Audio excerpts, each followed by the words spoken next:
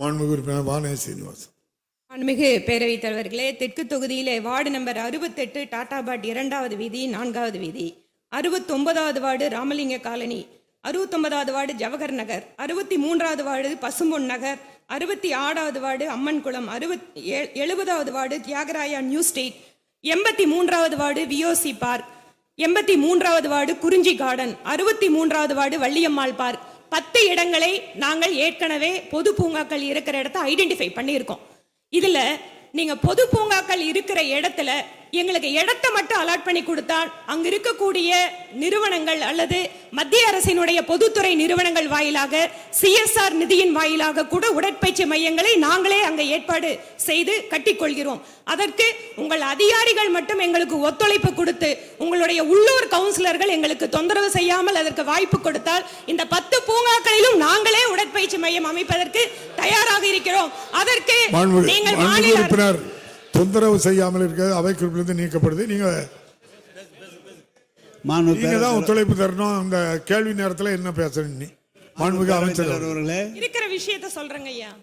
மாண்புமிகு பேரவைத் தலைவர்களே, மாண்புமிகு உறுப்பினருடைய தொகுதி இருப்பது முதல் 11 வார்டுகள் தான் உங்களுடைய தொகுதி மொத்தமே.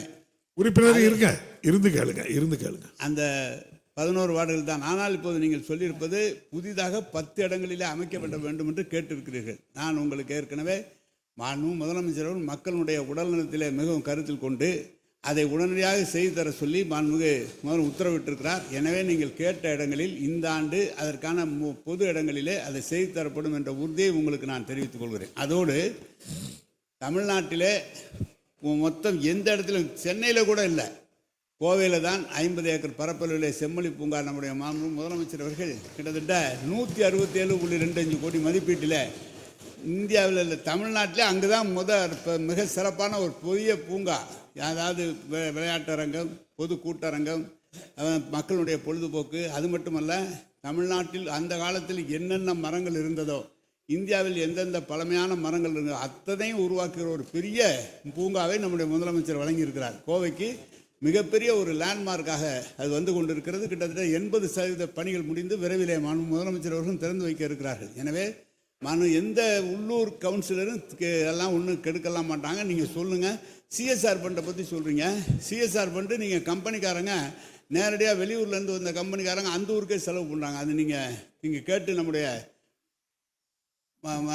அமைச்சர் ராஜா அவர்கள் ஏற்கனவே சொல்லியிருக்கிறார். அந்தந்த மாவட்ட ஆட்சியர்களிடம் சொல்லி இந்த ஊரில் இருக்கிற நிறுவனங்கள் இந்த ஊரில் தான் வளர்ச்சிக்கு செயல்பட வேண்டும் என்று ஏற்கனவே முதலமைச்சரும் நம்முடைய ராஜா அவர்களும் சொல்லியிருக்கிறார்கள். எனவே சிஎஸ்ஆர் ஃபண்டை நீங்களே கேட்டு வாங்கி கொடுத்தாலும் எங்களுக்கு ரொம்ப பிரச்சனை இல்லை, வாங்கி கொடுங்க, செய்வோம்.